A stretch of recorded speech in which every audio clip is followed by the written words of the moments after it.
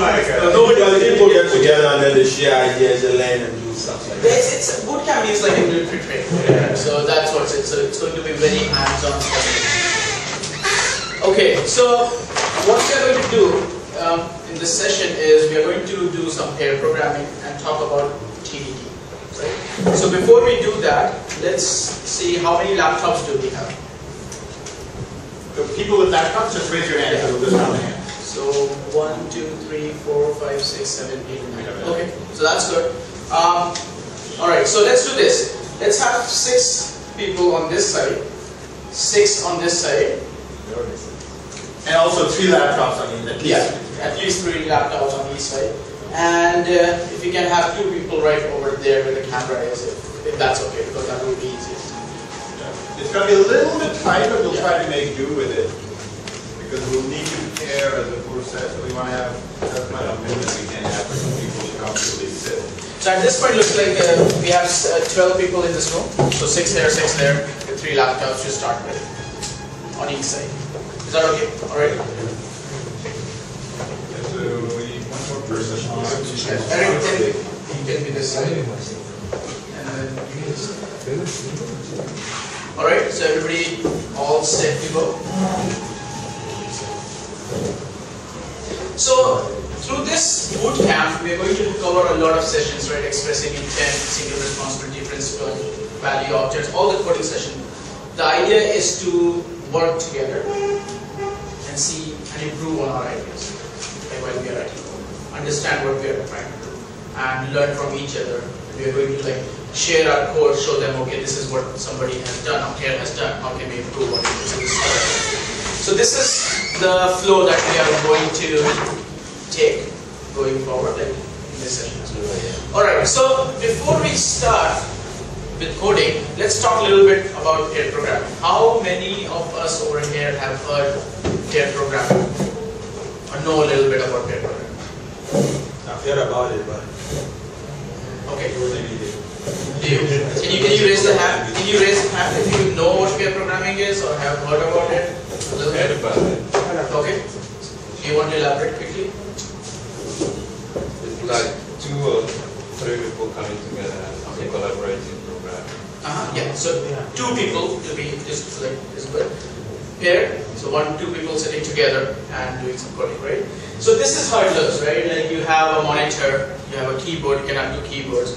There are 2 people writing code, so not both can write the code because just one person has to type. So one person is typing, writing the code, other one is looking at it, right? So the person who is writing code is called a driver, and the person who is looking and giving advice, having a discussion is called the navigator, right? So only one person always write the code?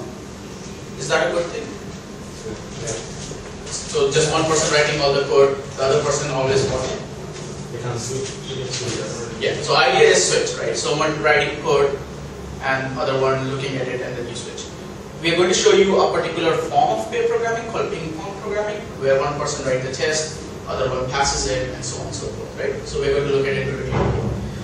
Alright, so the idea is again with pair programming is like 2 heads are better than 1, right? Like you saw the collaboration, right? Everybody talking to each other and they coming up with better ideas, right? Like you discuss okay, why this is right or this is wrong. So that's the idea in pair programming, that 2 heads are better than 1.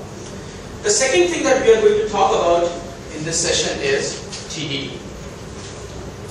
Right? Can somebody tell me what TDD is? Or have you heard about anything about TDD? I'll give you the full form. It's called test-driven development, if that makes it easier. Test-driven development. Anybody has heard anything, has slight idea, overheard it, read about it? No? Go ahead. Not too sure. That's fine. It's as you type, it gives you the correct thing and shows you what is wrong about it. Not exactly. That is a little different here. That's IDE and then you look what's going on. So that's different. Go ahead. Writing test code to test your main model. Okay, that's very good. Writing some kind of test to test your code that you are writing, right? I was going to say that at every stage of development, you test the code to make sure it's working. So that summarizes the TDD. So what happens in TDD is like you write the test first, and then you write your code, right? Like if you're writing some new class or if you're adding a feature, you just don't go and add it. You write a test that tells you okay what your code should do. So when you write a test that fails because you haven't written any code, the first thing that you do is write the test. Since there is no code, your test will fail. Then you go add the minimum code that you could add to make that test pass, right? So now your test is green, right? And we are going to see exactly what we are talking about here. We are going to show you, demonstrate you what TDD is. And then once you come back, once it's green, you go back and refactor your code. Can somebody tell me what this refactor word means? With the reevaluate. Reevaluate. Yes, that's good. Can you elaborate a little bit? What would you reevaluate? Maybe the current processes that you've gone through to make sure the code is working, or to just to check through to like more or less like debug or something, just to get everything in place. Some of it is okay, not everything. Anybody else? Refactor? Go ahead. Adding the code and the test. Add code? And the test to come out. Not exactly. So you add the test, you make it pass, and then you do refactoring, right? And you don't write any new code because the contract is test first, test passes, and then you go refactor. Is it something to do with version, like keeping a version of the code that works when you submit it to pass? Yes. So basically you refresh your code. You go and look at it and say like, okay, now my test passed, is there a better way of writing this code, right? Right? So the key thing is you change the internal of the code, but external features remain the same. Yeah. So do people know factoring, factors in mathematics? Is that a concept? So like 6 is times 3, right? That's pretty obvious. See what about factor? I can also write it as that works. Is this the same? No. Is this the same? That's pretty much where the word refactoring borrows its roots from. Your result, your output, has to stay the same. You're changing the internals, in this case in mathematics, the factors, in software, obviously the code that accomplishes the goal. You're changing that radically, maybe in some cases, very to a great extent. It should produce exactly the same output. And the reason is when you go from the red test, the failing test, to the passing test, the green test, your focus is on getting the test green. Your focus may not be, can be, but it should stay on getting the test green. It may not be the best code you write. In fact, in many cases it won't be, because your first attempt is seldom your best attempt. It happens all over the place. And anything you do, your first attempt is a good attempt.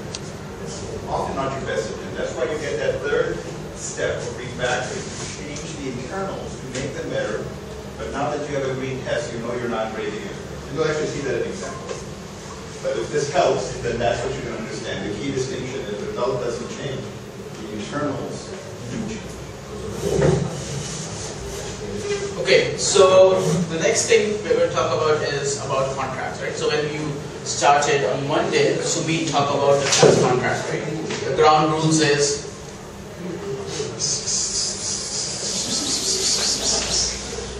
good. So ground rules were like be here on time, phones away, don't ask, just go, and so on and so forth. So same thing happens with pay, right? Like we have certain contracts that we follow, like 2 people are working together. We need to be sensitive to what we are doing, like we are not distracting the other person, we are very productive. So again, be on time, like if you are pairing, you need to be on time so that the other person is not just writing code on by him or herself, right? Don't use the phone. At this point it was like you can take the phones and go out and take a call, but over here it will be detrimental to the pairing. Like it will be less productive because you are taking a phone call, you will miss what you want. no emails, of course. And the last one is be sensitive to how you talk, right? Somebody's writing code, you might not necessarily agree with him or her, so you have to just negotiate. You need to like explain why your solution is better or why the other person's solution is not as good. So think about that. Be courteous and think about like how you can have a good discussion rather than a confrontation, right? The most important thing is only one laptop or one computer, right? If there are two laptops, just close the other one, just focus on one, right? You should use that to pair. That's the most important thing in pairing. Alright, so there is another thing called safety check. So if you want to? Sure. So safety check is just a device we use to gauge the comfort level of the audience, of the participants, towards whatever ensuing activity is going to happen. It's a device you can add to many other activities. In fact, we'll use it when we have a retrospective for this class. I know we haven't had one. But outside of pairing, we'll use a safety check to gauge that we're all comfortable sharing our ideas. How does it apply in the context of pairing? When you're starting to pair, especially outside of this, so hopefully everybody's feeling relatively comfortable here, sharing ideas, and of course with that last rule, don't worry, be crafty. All ideas are welcome, so hopefully everybody takes that to heart. This is the place to make mistakes, so hopefully that boosts people's confidence here. However, when you go back to your workplaces, especially where that rule might not apply or might not be endorsed, then you want to make sure everybody still feels comfortable enough, or if they don't, then at least gauge the comfort level towards activities such as pairing. So how it works is, we have these numbers, 1 through 5. 1 means I'm very comfortable sharing whatever ideas I have, and I have no qualms about sharing whatever. 5 means I'll just smile. The picture is a screen, but assume that the person is saying, I'll just smile and maintain a pretty disposition. I will not bring any new ideas to the table. So obviously, how do you vote? Because somebody who's a 5 is not going to say, I'm not feeling very comfortable. So you do it in secret.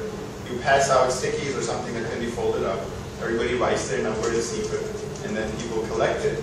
And then we do different things. For example, if there were a lot of 4s and 5s in the room, you would know people are holding things back or rate sensitive, so we would conduct things differently.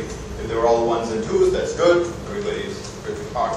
How it relates in terms of pairing, when you start this activity off, you want to make sure your team is okay with it. There's no point in pairing if most people are averse to it or already have checked out. So gauge that, and then based on the results, act accordingly. If most people are sensitive to it, you might want to have a discussion, a debrief as to finding out why people are sensitive to it. If most people are good about it, then that's great. Proceed. So that's a device we use all over the place. Specifically in the context of pairing, it is probably worthwhile when you start off doing it at your location, especially for those of you who work in companies, to gauge the acceptance level of activity like pairing amongst the group before just saying we're going to pair for today. That may or may not be well received by them. So if you get lots of 4s and 5s, don't go ahead. Yeah, you have to first. That's a good question. If you get a lot of 4s or 5s, what do you do? Well, you start a and you have to start a conversation somewhere. So what I would recommend is suspend the activity for which you were doing the safety check, because clearly people are not comfortable talking about that. Talk about the reasons for the 4s and 5s. Sometimes that can still happen in the same setting. Sometimes it's valuable to just disband that meeting. It's okay to not have a meeting. There's nothing wrong with it. Whoever is facilitating can bring up